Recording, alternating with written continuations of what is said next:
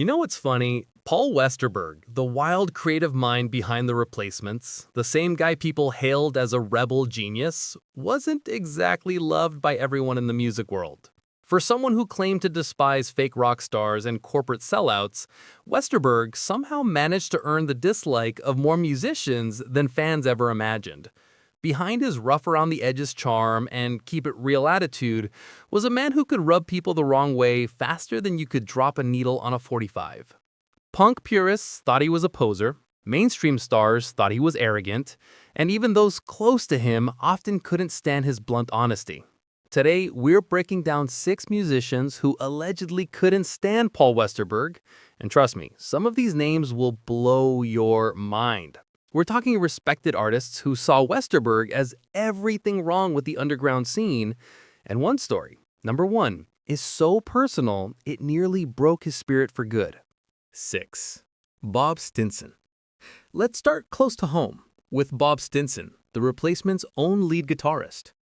Their feud was pure internal chaos that nearly tore one of indie rock's most important bands apart. Westerberg wanted to evolve their sound, more thoughtful songwriting, deeper meaning. Stinson? He wanted to keep the messy punk energy that made fans love them in the first place. Things came to a head during the Tim sessions.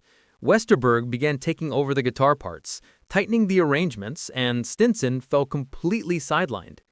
Rumor has it he started sabotaging sessions, showing up drunk, playing sloppy on purpose, and calling Westerberg a control freak who thinks he's Bob Dylan.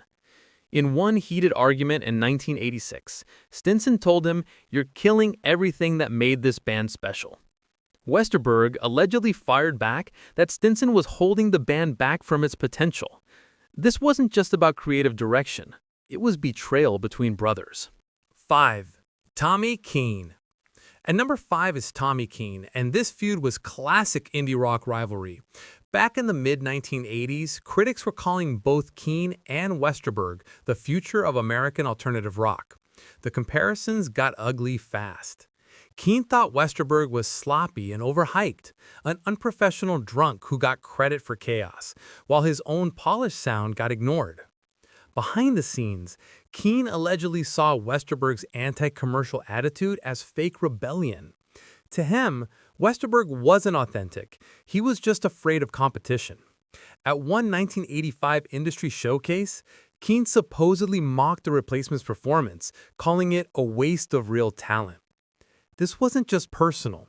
It symbolized the clash between two worlds, one chasing artistic purity, the other chasing professional respect.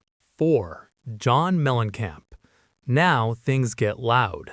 John Mellencamp, the Heartland rock hero, reportedly couldn't stand Westerberg's attitude. The trouble started when Westerberg made comments about arena rock phonies, which everyone assumed meant Mellencamp. Mellencamp, who prided himself on being a voice for working-class America, didn't take kindly to some indie kid calling him fake.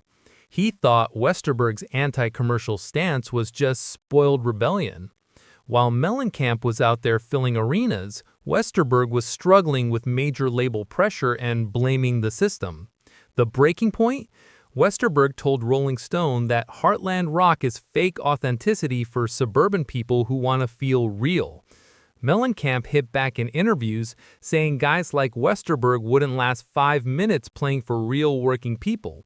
That's not just beef, that's a full-on cultural divide. 3. Bruce Springsteen. Next up, Bruce Springsteen. Yes, the boss himself. When critics started comparing Westerberg's songwriting to Springsteen, the tension simmered fast. Both wrote about American life and working-class struggles, but where Springsteen offered hope, Westerberg leaned into cynicism and chaos. Springsteen supposedly admired Westerberg's talent, but hated seeing him throw it away on booze and self-destruction. To Bruce, Westerberg's so-called honesty was just negativity in disguise. Friends say he once called Westerberg's outlook self-indulgent gloom dressed up as authenticity. In the end, this wasn't personal hatred, it was disappointment. Springsteen saw in Westerberg what he feared most: wasted potential. 2. Tom Petty. Then there's Tom Petty, who allegedly went from admirer to enemy. Petty actually liked Westerberg's songwriting and once considered working with the Replacements.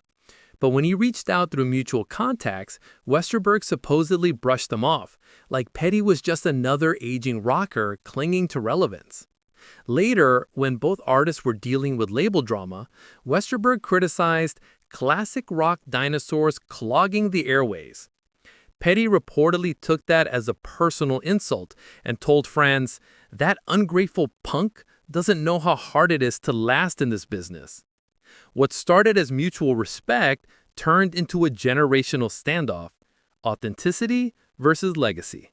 1. Bob Dylan. And finally, the most shocking of all, Bob Dylan. This one hurt deeply because Dylan was Westerberg's hero, his ultimate inspiration. Westerberg often called Dylan the reason he became a songwriter. But Dylan didn't see it that way. When critics started dubbing Westerberg the next Bob Dylan, the legend reportedly wasn't flattered. He saw it as imitation, not influence. After listening to a few Replacements albums, Dylan allegedly dismissed Westerberg as a drunk kid trying to sound profound. The worst blow came when Westerberg claimed in an interview that Dylan's later work had become safe and predictable. Dylan, furious, told friends that critics were using Westerberg to make him look outdated. To him, it wasn't about rivalry, it was betrayal. And that's where it all came crashing down. Please don't forget to subscribe and hit the bell icon.